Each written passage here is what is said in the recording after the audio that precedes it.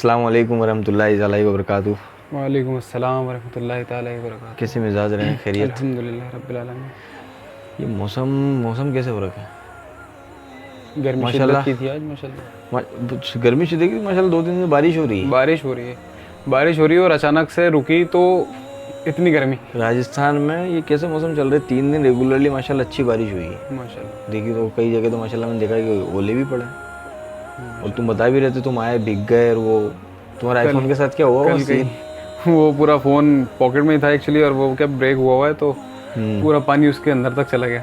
काला वो पानी उसमें पूरा मतलब लीक कर रहा था, ऐसा जैसे कोई बाल डुबा के निकाला उसको। वही मैं पूछ रहा हूँ, मैंने कहा यार नहीं, लेकिन टेंशन हो जाती है ना दुनियावी चीज़ों पे हमारा जो मतलब आज वो आ गया ना, यकीन कह लें या हिकमत पे यकीन होना चाहिए। मैं इस चीज़ को मतलब बिल्कुल बेझिझक कह सकता हूँ कि मेरी कोई औकात नहीं है आईफोन ना खरीदने की ना चलाने की उसको। बेशक ये अल्लाह का फजल है, उसकी हिकमत की बात है, उसके करीमी की बात है कि उसने इस तरीके से नवाज रखा है अल्हम्दुलिल्लाह माशाल्लाह, कि उस चीज़ से भी नवाजा और उस चीज़ के दूर जाने का जो एक खुदशा रहता है, जो एक डर रहता है, उस चीज़ से भी बिल्कुल महरूम रख रखा है कि नहीं, जो दिया अल्लाह ताला ने बेहतर दिया, आगे जो करेगा वो बेहतरीन करेगा इंशाल्लाह। माशाल्लाह अच्छी चीज़ है। खैरियत है। मैं तो आईफोन क्रेज़ बहुत ज़्यादा है कुल मिला के 2023 के हिसाब से देखा जाए ना, तो स्पेशली फॉर यूथ है ना। और जैसे किसी यूथ आइकन बना हुआ एक्चुअली। हाँ, अपने आईफोन को एक मतलब अपनी स्टैंडर्ड स्केलो या अपने स्टैंडर्ड लेवल को मेंटेन करना, उसको एक स्टेटस के तौर पे कि हाँ किसी को जज करना है कि इसका स्टेटस क्या कहता है, तो उसको एप्पल के तौर पे जो है उसको जज करेंगे कि ये अच्छा एप्पल यूज़र है, इसका मतलब इसका स्टेटस का लेवल जो है थोड़ा सा अपर कैटेगरी में। और मैं तो वो भी देखते हैं कि फाइनेंशियली भले ही कितने भी वीक हो या घर में मतलब उनके कैसे भी हालात हो, लेकिन आईफोन मेंटेन करना है, ये चीज़ें भी मैं बहुत देखने को मिलती है। खैर माशाल्लाह जो भी ठीक है। मतलब कुल मिला के कहें ना तो आईफोन पे जो उनका यकीन है या जिस तरीके से वो आईफोन को अपना एक स्टेटस समझते हैं ना, मैं समझता हूँ कि हमारा तकवा जो रहा है ना, तकवा जिसे कहते हैं, हमारा तकवा वैसा होना चाहिए।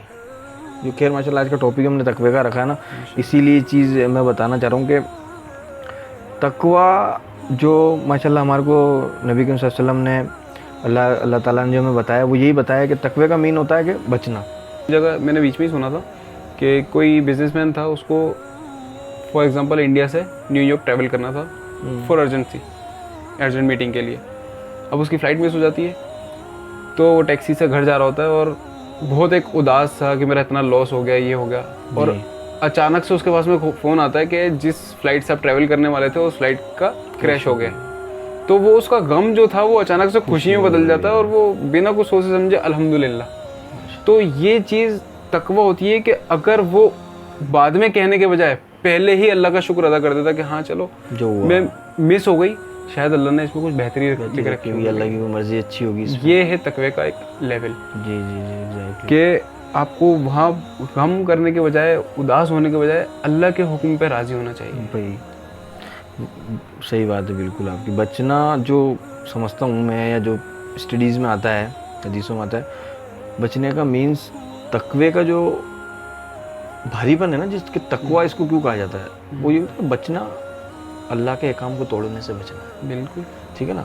और अल्लाह की नाफरमानियों से अपन को बचना है, ये एक तकवे के उसमें आता है। जैसे इमाम साहब एक फरमा रहे थे कि तकवे से हमारे को ये चीज़ नसीहत लेनी चाहिए कि अल्लाह हमें माफ़ करे, जहन्नुम की आग से हमें बचाए। आमीन। है ना। ये एक आपको तकवे का आपका वो इख्तियार आपके अंदर होना चाहिए कि अल्लाह जहन्नुम की आग से अल्लाह के काम को तोड़ने से, अल्लाह की हर वो चीज़ जो अल्लाह ने हमारे लिए हराम की है या हमें रोका है ना उन चीज़ों से, उन सब चीज़ों से हमें बचना है। ये हमारा तकवा जो है वो इस चीज़ का नाम है, बचना, है ना। ठीक है। और जैसे मैं आपको बताता हूँ, कुरान शरीफ में नबी करीम सल्लल्लाहु अलैहि वसल्लम की हदीस है, सही बुखारी से मुस्लिम, आई थिंक उसमें से किसी एक हदीस है।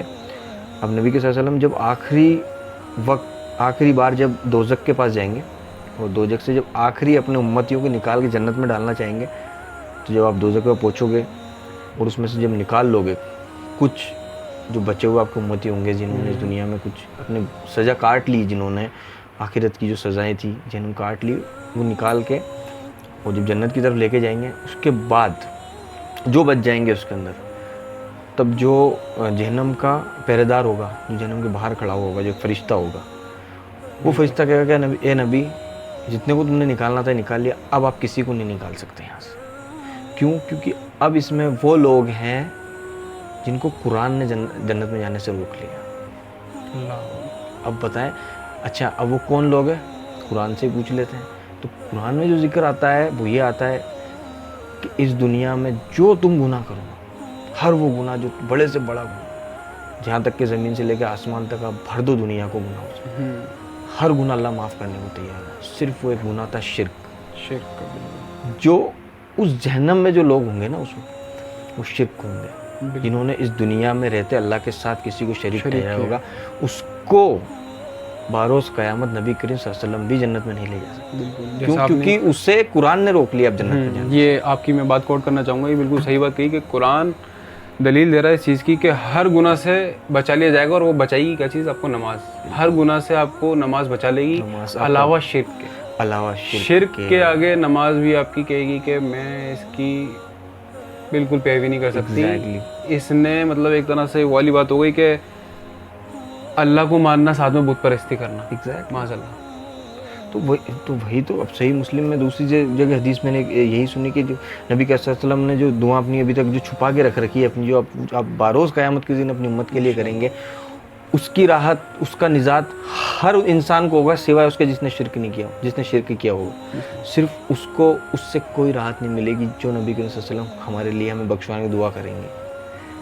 सोचे कि शिर्क पे कितनी गहरी गहरी हदीसें हैं यहाँ, क्योंकि अल्लाह को ये मंजूरी नहीं है कि उसके बराबर इंसान मेरी बराबर किसी को अपनी ज़िंदगी में मान ले या मेरी जगह किसी को दे दे। जाहिर है, देखें अल्लाह तो सबसे बड़ी, मैं कहूँगा सबसे बड़ी हस्ती ही अल्लाह है, बेशक है। आप अल्लाह ही बड़ा है। एक दुनियावी एग्जांपल लें तो जैसे फॉर एग्जांपल आज माशाल्लाह हमारी दोस्ती है, भाईचारा है, लेकिन इंसान दोस्ती में भी जो है ना, वो किसी और का इंटरफेरेंस बर्दाश्त नहीं कर पाता है कि यार ये मेरा दोस्त है, वो के दोस्ती कर ये मतलब एक वो पॉजिटिव, ये देखा तो मैंने देखी ये चीज, एक मतलब खसलत है। अल्लाह ताला ने हर इंसान के अंदर वो चीज़ डाली है कि जिससे उसकी खुदाई समझ में आए इंसान को। तो जब वो बंदे में ये चीज़ पैदा कर रहा है, तो वो ये बताने के लिए कि तुम मेरी खसलत को समझो कि मुझे बिल्कुल बर्दाश्त नहीं है कि जो चीज़ मैंने पैदा की, जो चीज़ मैंने बनाई, जो मैं कर सकता हूँ वो कोई नहीं कर सकता, और बेशक नहीं कर सकता। बिल्कुल सही बात है। तो लिहाजा शिर्क का जो मवाज़ना है वो बिल्कुल इसी तरीके से है। बिल्कुल सही बात है कि अगर आप शिर्क कर रहे हो तो माज़अल्लाह तो आपने बिल्कुल अल्लाह ताला के बराबर में लाके खड़ा कर दिया ना। और वो कौन जिसने तुम्हें पैदा किया, जिसने सातों ज़मीन आसमान बनाया, तुम। अच्छा, कुरान में कितना खूबसूरत जिक्र अल्लाह का, कितनी सारे मतलब अल्लाह को कैसे बयान किया कुरान में, अल्लाह ने खुद की तारीफ़ कैसे बयान करी। आप देखें माशाल्लाह कुरान तो अल्लाह ताला का नक्शा बयान कर रहा है। बिल्कुल, जैसे सूरह नूर में पारा नंबर 18 अल्लाह ताला फरमा रहा है, अल्लाहु नूरु समावाति वल अर्ज़ मसलु नूरिही कमिशकातिन फ़ीहा मिस्बाह अल मिस्बाहु फ़ी ज़ुजाजतु कअन्नहा कौकबुन दुर्रियुक़दुम मिन शजरतिन मुबारकतिन ज़ैतूनतिन ला शर्क़िय्यतिन वला ग़रबिय्यतिन यक़अद ज़ैतूहा युज़ीउ वलम तमससु नार नूरुन अला नूर याज़िल्लाहु लिनूरिही मन यशाअ व यज़रिबु लहुल मसला लिन्नास वल्लाहु बिकुल्लि शैइन अलीम। अल्लाह ताला ने पूरी सिर्फ एक आयत में अपने पूरी नूर की बयान कर दी, पूरी डेफिनेशन बयान कर दी कि अगर मुझे देखना चाहते हो, मुझे समझना चाहते हो, मुझे महसूस करना चाहते हो, तो इस आयत के तर्जुमानी करके देख लो, मुझे महसूस किताब पढ़ रहा, उसमें एक बहुत अच्छी खूबसूरत सी लाइन लिखी हुई थी, आई डोंट नो कि वो किसने कही थी, मेरे जहन से वो चीज़ निकल गई। इतना प्यारा आपने फरमाया कि जब तुम्हारा रब जहाँ तुम्हें देखना चाहता है और तुम वहाँ पाए जाओ, और जब तुम्हारा रब तुम्हें नहीं देखना चाहता है, जहाँ नहीं देखना चाहता है वहाँ तुम ना पाए जाओ, ये तकवा है। सुभान अल्लाह, मतलब इतनी सी लाइन में बहुत गहरी ये बात जो है माशाल्लाह। मेरे जहन से उन राइटर का कौन थे वो, आई डोंट नो, उनका मेरा नाम निकल गया उनके, बाकी बहुत प्यारा आपने फरमाई ये बात, मुझे बहुत अच्छी लगी थी यार, कि देखें जहाँ अल्लाह तुम्हें देखना चाहता है तुम वहाँ उसे मिल जाओ मौजूद, और जहाँ वो तुम्हें नहीं देखना चाहता वहाँ तुम उसे ना मिलो। इससे खूबसूरत क्या चीज़ हो सकती है। बेशक ये तकवा है आपका, ये तकवा की डेफिनेशन आपने तकवे की एक एग्जांपल अब देखें, मैं मेरे जहन नशी हो रही है। नमरूद ने हज़रत इब्राहीम अलैहिस्सलाम को आग में जलाया था। बिल्कुल। तो उस आग में जलने के दौरान हज़रत इब्राहीम अलैहिस्सलाम का बोलता ला इलाहा इल्लल्लाह, बिल्कुल अल्लाह के सिवा कोई कोई माबूद नहीं। तो यही मैं समझता हूँ कि तकवे का एक बड़ा एग्जाम्पल के रूप में देखा जाए कि आप देखें कि आग में जलाया जा रहा था किसी एक हस्ती को, एक नबी को, आपके हाथ में अगर एक चिंगारी भी उड़ करके आ जाए ना तो आप अपने हिल जाते हैं, मचल या जाते अपन हैं। परेशान हो जाते हैं। सही है। लेकिन वो बेशक नबी का मर्तबा था, लेकिन अल्लाह ताला को क्या दिखाना था? एग्जाम्पल, मिसाल देनी थी तकवे की, या एक अपने कुर्बत की बतानी थी कि जैसे जो मेरे करीब रहेगा उसको दुनिया की कोई चीज़ असर नहीं करेगी। और बेशक अल्लाह ताला ने नमरूद की आग को ठंडा कर दिया था, बेशक हज़रत इब्राहीम बेशक अलैहिस्सलाम। बेशक, माशाल्लाह, बिल्कुल। तो ये उनका तकवा था कि वो जलाए जा रहे थे या अजियत पहुंचाई जा रही थी उनको, लेकिन फिर भी वो अल्लाह के कलाम से नहीं फिरे, अल्लाह की बंदगी से नहीं फिरे। उन्होंने वही गवाही दी जो बेशक अल्लाह के शान व शयान के काबिल है। अच्छा, और दूसरी चीज़ मैं जो देखता हूँ ना आज के टाइम में, मैं ये भी समझता हूँ, या मैं ये कहूँ कि हम ये चीज़ देखते हैं, कोई भी इंसान हो, मैं हूँ, आप, इस दुनिया का कोई भी इंसान हो, वो कितना अपने ज़ुबान से, कितना भी अपनी ज़ुबान से कह दे कि भाई मैं तकवे वाला हूँ, मैं ये हूँ, उसकी कोई बात 1000 बार वो कह देना नहीं मानी जाएगी। क्यों?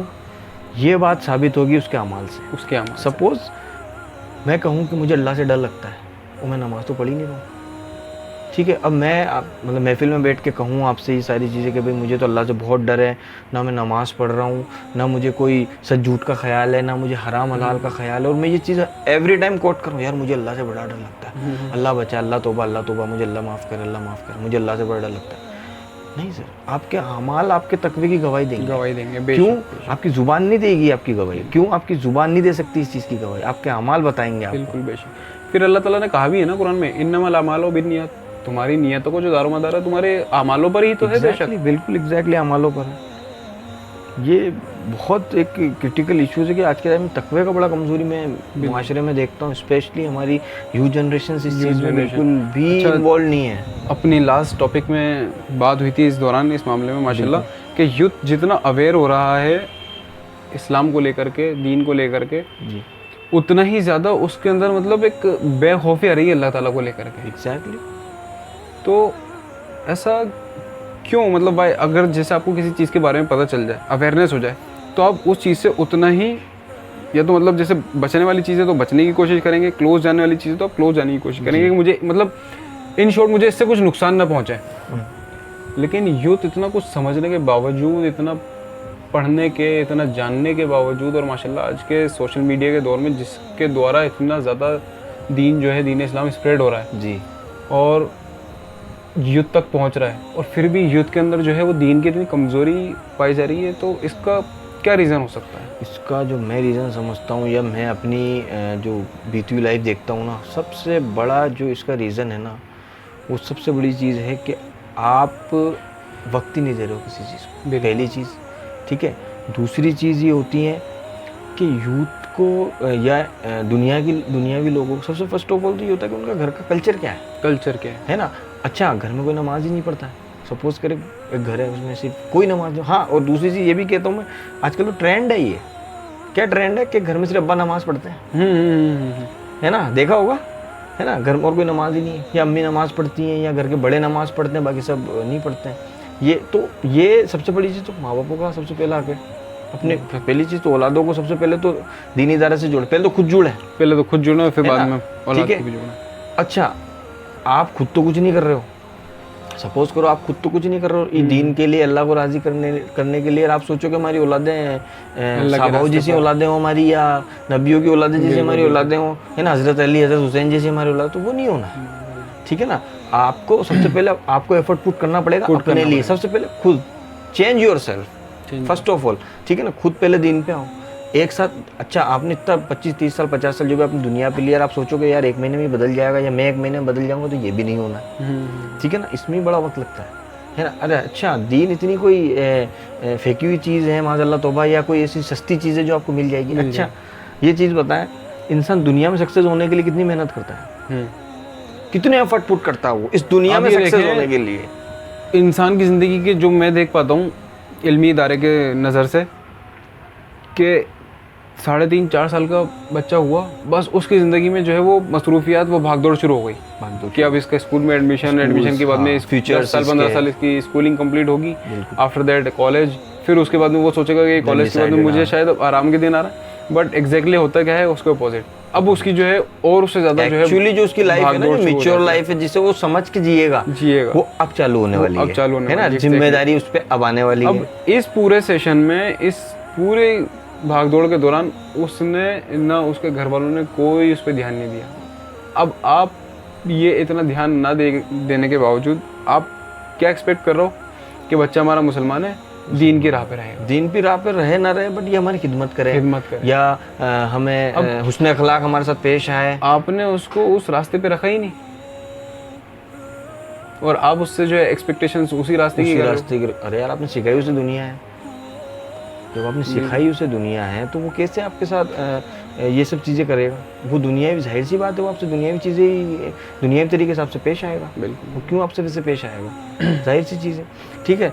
तो वही चीज़ के जब दुनिया में कामयाब होने के लिए हम इस दुनिया के कितनी मेहनत कर रहे हैं, कितने एफर्ट पुट करने पड़ते हैं, कितने सच झूठ करने पड़ते हैं, तब जाके कामयाब हो रहा है इंसान। तो यार आखिरत कोई इतनी सस्ती चीज़ है क्या जो आपको यूँ मिल जाएगी? आप ये इसके लिए सोचे कितने एफर्ट पुट करने पड़ेंगे, आप कितनी मेहनत आपको करनी पड़ेगी। सहाबियों ने, नबियों ने कितनी मेहनत करी इस दीन के लिए, और आप सोच रहे हो कि आपको इतनी आसानी से मिल जाए? नहीं, ये तकवे की जो कमजोरी है यही है। क्यों? क्योंकि उन्होंने मेहनत करके इसे अचीव किया और हमें विरासत में मिल गई। आज दुनियावी तौर पे देखें ना, एक बड़े बाप की औलाद है जिसको कोई चीज़ विरासत में मिल जाती है, उससे क्या कदर है, और एक जिसने एफर्ट पुट करके अपनी मेहनत से जो चीज़ कमाई उस पर क्या फ़र्क है? फ़र्क दोनों में दिन रात का आपको मिल जाएगा, उससे कोई फ़र्क नहीं होगी वो पैसा कमाएगा, वो उस चीज़ को सिर्फ खो सकता है। देखें, बिल्कुल यहाँ पे वही दीन वाली बात आ रही है, वो उस चीज़ को सिर्फ खो सकता है, ला हासिल हो सकता है उस चीज़ से, बिल्कुल। लेकिन एक जो मेहनत करके कमा रहा है वो उस चीज़ को सोचेगा कि मैं ही नहीं, मेरी 7 पुश्तों तक का हाथ से नहीं जानी चाहिए चीज़, क्योंकि वो जानता है उसने कितनी मेहनत करी उस चीज़ को हासिल करने के लिए। उस पोस्ट की, उस एक एक रुपए की, उसे एक एक रुपए की कदर है, क्योंकि उसने अचीव किया है वो, ठीक है ना। तो ऐसे ही हमारा दीन है माशाल्लाह। हमें मेहनत खुद को करनी पड़ेगी। आप, मैं, या अपन सोचे कि मैं आपकी मेहनत मदद करने आ जाऊँगा, बारोज़ क़यामत आपकी मदद कर दूँगा, मैं कहता हूँ कोई नहीं आएगा। बारोज़ क़यामत छोड़े सर, इस दुनिया में कोई नहीं आता, कोई नहीं आता, कोई नहीं आता है। इनफैक्ट आपके माँ बापों को छोड़ के आपकी मदद इस दुनिया में कोई नहीं कर सकता। मैं तो ये जानता हूँ। अल्लाह ताला फरमा भी रहा है ना कुरान में कि कोई भी जान दूसरी जान का बोझ नहीं उठाएगी। बिल्कुल, और एग्जैक्टली। और अल्लाह दूसरे ये भी फरमाता है कि मैं अपने बंदों पे उसकी जान से ज़्यादा बोझ भी नहीं डालता। तो हम क्यों इस चीज़ को इतना बोझ समझ के बैठते हैं कि यार जैसे नमाज को लेके, तकवे को लेके, हमारी यकीन को अल्लाह पे लेके, हाँ यकीन हमारा सबका अल्लाह पे है कि भाई हम मुसलमान पैदा हुए हैं, मुसलमान घर में पैदा हुए हैं, ठीक है ना। लो पता सबको है, प्रोटोकॉल पता सबको है, बट फॉलो हम कोई नहीं करना चाहते, ठीक है ना। फॉलो करने में हमें बहुत जोर आता है। देखें, इस चीज़ को यूथ ने, according to me, according to my point of view, youth ने जो है इस चीज़ को कैसे समझा है, Muslim is just a surname, exactly that, as per surname उन्होंने जो है इसको ट्रीट करना स्टार्ट कर दिया है। अब उनको पता नहीं है कि exactly what is the definition of Muslim. Definition, जैसे कि पिछली बार हमारा बात हुई थी कि जिसने नमाज नहीं पढ़ी उसने कुफ्र किया, वो तो इस्लाम में है ही नहीं। विदाउट नमाज तो हदीसों के तौर पे देखा जाए तो आप इस्लाम में ही नहीं हो। नहीं, आप नाम तो चाहे पठान रख लो, चाहे शेख सैयद, कुछ भी रख लो, क्या फ़र्क पड़ना है? क्या सरनेम से क्या फ़र्क पड़ना है? खान लगा लो, अली लगा लो, नहीं फ़र्क पड़ना। आपके जब तक अमाल, आपके अमाल बताते हैं। इम्पोर्टेंट वाज दैट आपकी ज़ुबान कितना भी आपकी गवाही दे, वो कहीं काउंट नहीं होनी है। सिर्फ आपके अमाल काउंट होने के, आपके अमाल कैसे, आपके तकवे पे आप कितने हैं, अल्लाह से आपका डर क्या है, वो आपके अमाल बताएंगे आपको, सिर्फ आपके अमाल।